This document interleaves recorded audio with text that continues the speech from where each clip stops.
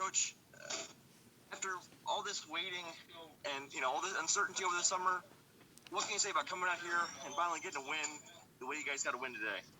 And just the buildup of what's happened here over the last 6 months. So I said to the players in the locker room, the uncertainty of tomorrow for the last 6 months. When are we going to get back together? When am I going to be able to come back to school and work out?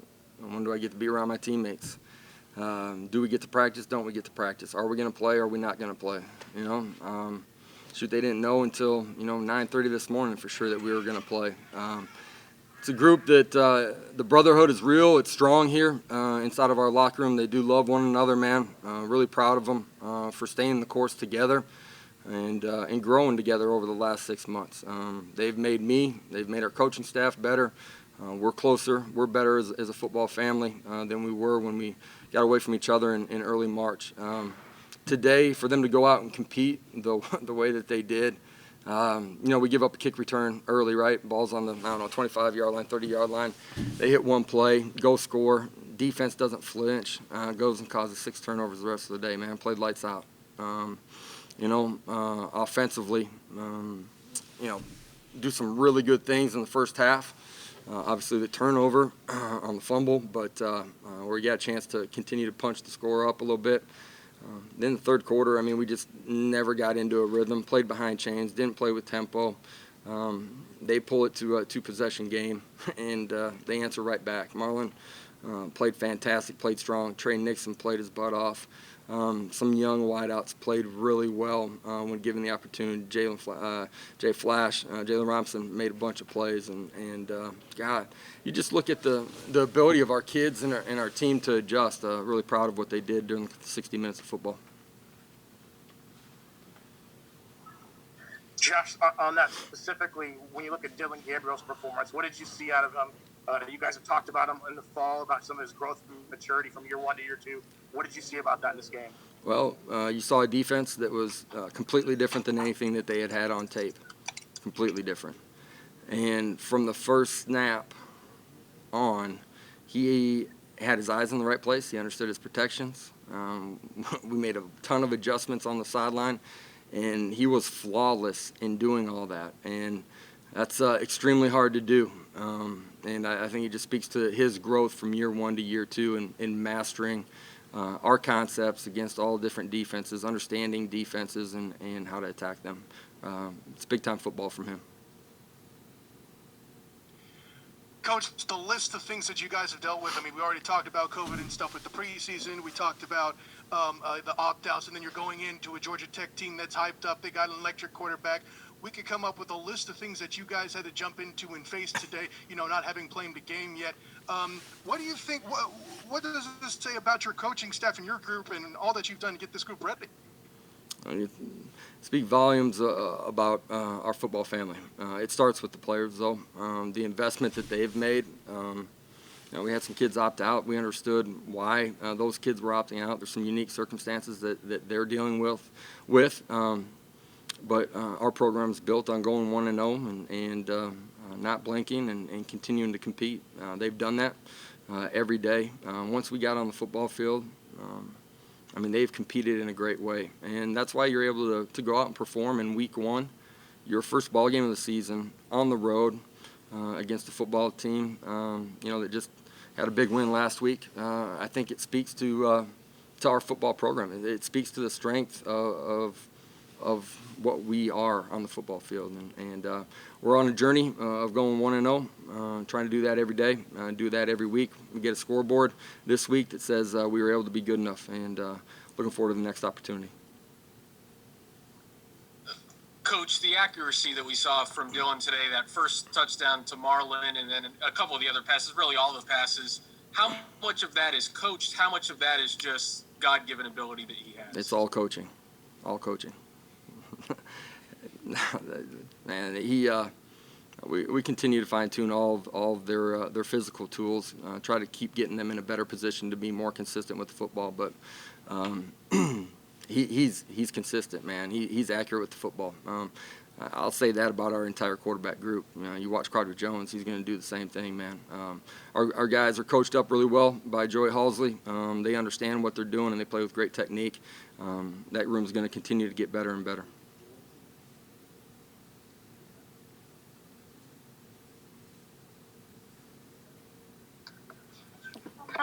Now that you've seen the atmosphere, do you have any concerns with player safety, player health, given the crowds? Are you able to hear me? I am able to hear you. Are you talking about just our interaction with the fans? Now that you've been able to see how many people are here, what it looks like to have people in a stadium, how close people can actually get to players, things like that, like the traditional, like people want to touch hands on the way in and out of a tunnel kind of thing. Right. Do you have any concerns at all? Anything like that? Is it what you thought it would be? Is it what you prepared for? We'll always be concerned about our players' health and safety, right? And our medical procedures, protocols continue to change. Our staff has done a great job of educating our players and trying to stay on them and make sure that we're doing everything we can for them to be safe. But I thought today, just there wasn't a ton of interaction. Our kids will get a chance to see their parents tonight. They're going to have to be smart in how they do that. They're going to have to wear a mask. When they're done, they're going to have to wash their hands. Nothing's the same besides the 60 minutes on the football field. Every other interaction you have leading up to kickoff and after kickoff is completely different. Coach, can you update us on Trey Nixon? Obviously, he came down hard after catching that touchdown. And did the offense kind of take a little bit to kind of get in rhythm when he wasn't out there for the rest of the game? You don't just replace Trey Nixon, right? He's a really good player that's done it at a high level for us for a long time. Made a great play, had a great start to the first half there. Our struggles offensively weren't just directly correlated to Trey. We got behind the chains a couple of times.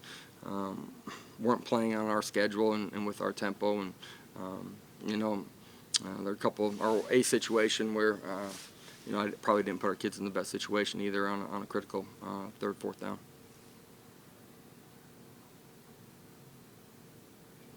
Coach, what's it say about your team that you had nobody miss the game with COVID concerns? It must say something about their commitment. Also, your offense, even though you had almost 700 yards of offense, could have been even more if not for that third quarter, could it not?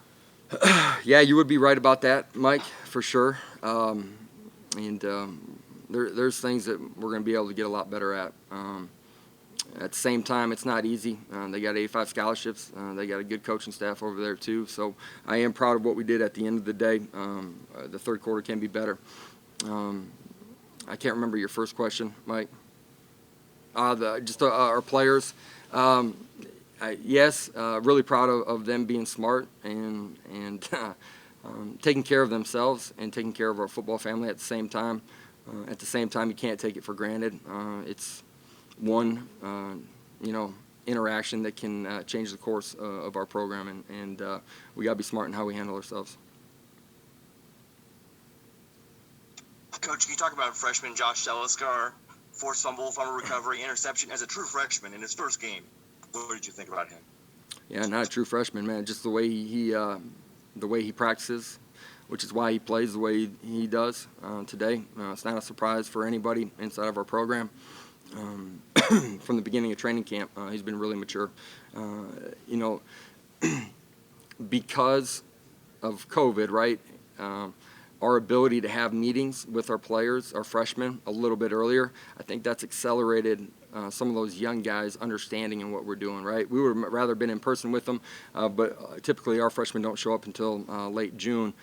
Because of the COVID rules, we were able to get those guys going a little bit earlier on the installs defensively and offensively, and I think that's helped those guys progress early here in training camp in the early part of the season.